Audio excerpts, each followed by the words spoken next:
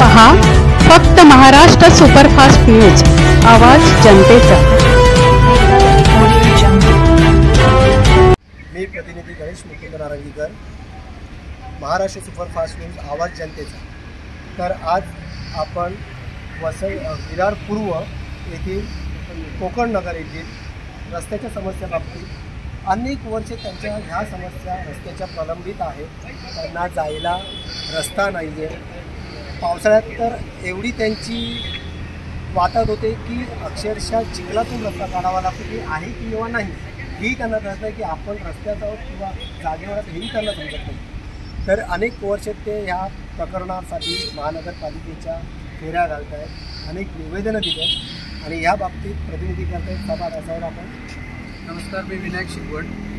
आम्ही विरार पूर्वेकडील मनवेलपाडा गावाच्या पाठीमागे कोकणनगर रहिवासी संघ जवळपास 2018 पासून 2008 पासून त्या ठिकाणी आम्ही वास्तव्य करतोय।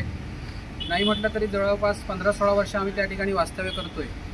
गेले अनेक वर्षापासून ह्या विभाग आम्ही राहत असताना आम्हाला जाणे येण्यासाठी प्रामुख्याने ही पायवाट, हक्काची पायवाट आम्हाला अजूनसुद्धा मिळत नाही। आम्ही गेले अनेक वर्षापासून संघटित असून आम्ही बरेचसा संघर्ष करत आलो आहोत। महानगरपालिकेपर्यंत आम्ही ह्या विषयासाठी वेळोवेळी अर्ज केले आहेत आणि खास करून या ठिकाणी आम्ही आमच्या पावसाळा सुरू झाला की येथील लोकांना अथक नाहक असा मोठा त्रास होतो।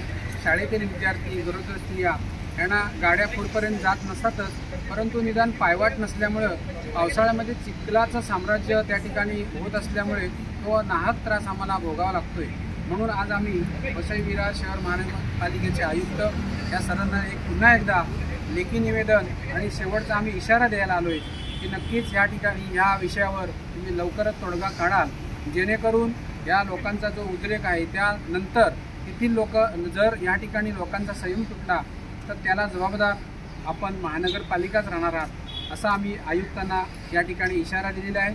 नक्कीच त्याचा त्यांनी गांभीर्यपूर्वक विचार करून आम्हाला तुर्तास सध्या तरी निदान आमच्या विभागातून मुख्य प्रमुख रस्त्यापर्यंत येईपर्यंत हक्काची पायवाट मिळावी हा विषय आमचा या लेखी निवेदनात त्यांना आम्ही सादर केला आहे। त्यासाठी त्या विभागातील जे स्थानिक रहिवासी आहेत, स्थानिक गावकरी आहेत, त्यांनासुद्धा आम्ही गेल्या अनेक वर्षापासून विनंती करत आलो आहोत, परंतु खाजगी मालमत्ता असल्यामुळे तो पर्याय निघत नाही आहे।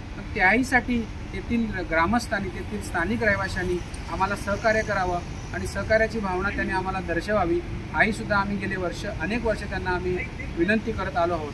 त्यासाठी लोकनेते आपले इतेंद्र ठाकूर, युवा आमदार, आमचे माजी आमदार, युवा आमदार क्षितिज ठाकूर यांच्याकडे सुद्धा आम्ही वारंवार मागणी केलेली आहे, परंतु त्यांचंसुद्धा त्या गोष्टीसाठी सहकार्य लाभत असताना साहजिकच असं म्हटलं जातं की प्रायव्हेट जागा असल्यामुळे त्यावर तोडगा निघत नाही आणि त्यांनीसुद्धा ह्यासाठी प्रयत्न गेले अनेक वर्षापासून चालू ठेवलेले आहेत, परंतु तुर्तास्त ह्या आमच्या सगळ्या जनतेकडे पाहून हा होणारा जो त्रास आहे त्या त्रासातून आम्हाला मुक्तता व्हावी यासाठी नक्कीच यावर सर्व पदाधिकारी, लोकप्रतिनिधी आणि वसई विरार महानगरपालिकेच्या प्रामुख्याने त्यांच्या सहकार्याने हा विषय लवकरच ह्या विषयावर तोडगा निघावा अशी आम्ही त्यांना निवेदन या ठिकाणी सादर केलं आहे।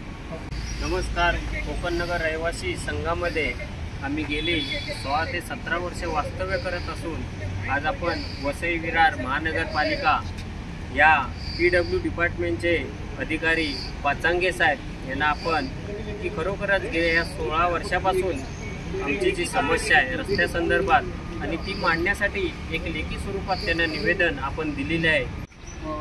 कोकण नगरमधील तरुण नेतृत्व म्हणजे निलेश ठोंबरे हे आपले काही त्यांचे अनुभव आहेत, कडू अनुभव आहेत, हे आपल्याबरोबर सादर करतात। नक्की जय महाराष्ट्र।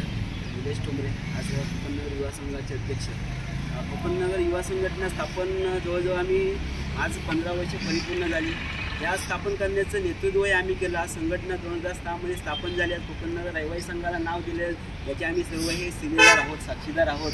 आज जवळजवळ 250 लोक वस्ती होती त्यावेळेला कोकणनगर रहिवासी संघामध्ये। त्यावेळेला आम्ही कोकणनगर रहिवासी संघाची स्थापना केली।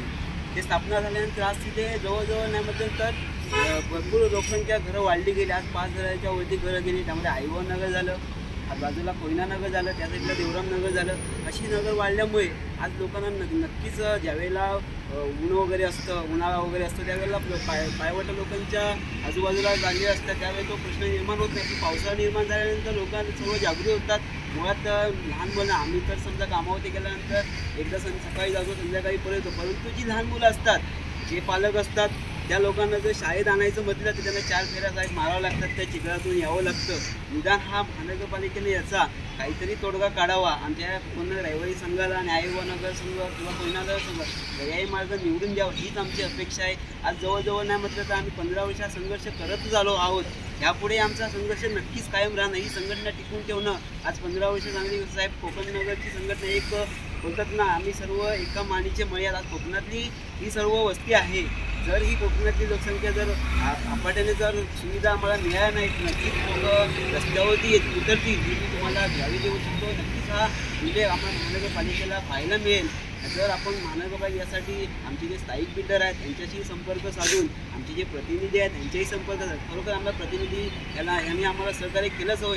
महानगरपालिकेच्या माध्यमातून आम्हाला आज लाईट पण मिळाली, पाणी पण मिळालं, नाही म्हणत नाही, पण रस्त्याच्या ज्या सुविधा आहे नक्कीच मिळणं गरजेचं आहे साहेब. आज ज्या मूलभूत गरजा आहेत, रस्ता, पाणी, लाईट, ह्या मिळणं लोकांना गरजेचं आहे.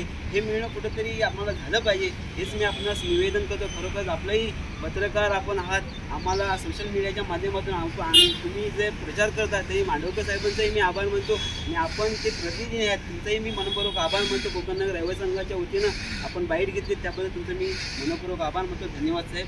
जय महाराष्ट्र.